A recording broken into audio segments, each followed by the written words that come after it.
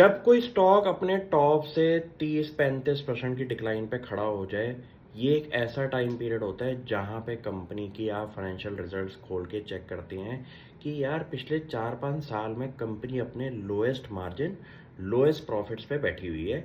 इसी स्टोरी पे एक ऐसी कंपनी मैं आपके सामने रख रहा हूँ जिसका नाम है टीजीवी स्राक।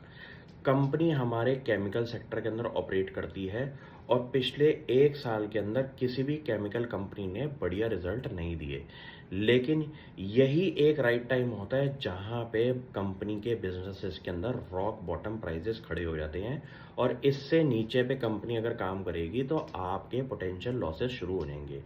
इसी थीम पे मैंने ये जो कंपनी पकड़ी है टीजीवी सराक, यहाँ पे आप कंपनी के बिजनेस मॉडल को समझेंगे तो आपको याद आएगा कि यार कंपनी का पूरा बिजनेस जो है वो चाइना से इम्पैक्ट होने की वजह से कंपनी की प्रॉफिटेबिलिटी टूटी है। क्यों? क्योंकि इंडिया के अंदर आप अगर इंपोर्ट कर देंगे कुछ ऐसे केमिकल जो कि चाइना डंप करके इंडिया में भेज रहा है, तो यहाँ पे बिजनेस इन्वायरमेंट केमिकल कंपनीज के लिए बहुत बेकार हो गया 1 साल के टाइम पीरियड में। किसी भी कंपनी ने बढ़िया लेवल पे ऑपरेट नहीं किया और इनके रैपिड मार्जिन्स के अंदर जो डिटोरिएशन आई है उसकी वजह से इन स्टॉक्स के अंदर भी आपकी गिरावट दिखाई दी है।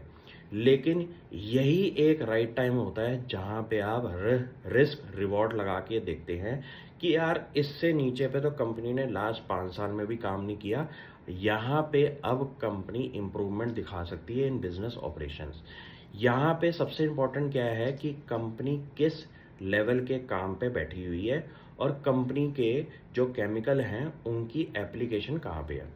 आपको ये बता दूं, पोटेशियम हाइड्रोक्साइड जो केमिकल है इस कंपनी का, ये इसकी एप्लीकेशन आप बैटरी सेगमेंट, आप सोलर सेल्स, रेफ्रिजरेंट गैसेस और इंडिया की बहुत सारी चीज़ें ऐसी हैं जो कि आप डोमेस्टिकली प्रोड्यूस करके इस केमिकल को यूज़ करते हैं। कॉस्टिक सोडा एक ऐसी चीज़ है जो कि हर घर गृहस्थी के अंदर यूज़ हो रहा है और हर इंडस्ट्री फैक्ट्री के अंदर भी इसका रिक्वायरमेंट बनती है। ये एक ऐसा केमिकल है जिसके बिना मेरे हिसाब से कोई भी इंडस्ट्री के अंदर काम नहीं हो सकता। लेकिन हॉटेस्ट थीम अगर आज की डेट में आपका ग्रीन एनर्जी रिसोर्सेज चल रहा है तो उसके अंदर बैटरीज के अंदर भी आपका यूज़ होता है। दूसरी चीज़ आपके सोलर सेल्स बनाने के अंदर भी यूज़ होता है। तो इसकी रिक्वायरमेंट आने वाले फ्यूचर में आपको कंसिडरेबल अमाउंट के अंदर बढ़ती हुई दिखाई दे सकती है। कंपनी का बिजनेस समझ लिया, कंपनी का टाइम देख लिया कि बुरे वक्त पे कंपनी चल रही है, कंपनी का स्टॉक प्राइस भी उस लेवल पे आके खड़ा हुआ है। ये एक ऐसा टाइम होता है जहां पे आप ये सोचते हैं कि आने वाले फ्यूचर में कंपनी के बॉटम पे जो कंपनी इस टाइम खड़ी हुई है ऑपरेशंस के अंदर, यहाँ से हल्की सी भी प्लस साइड के अंदर अगर मूवमेंट दिखाई तो कंपनी के स्टॉक प्राइस में इसका पॉजिटिव इम्पैक्ट आएगा।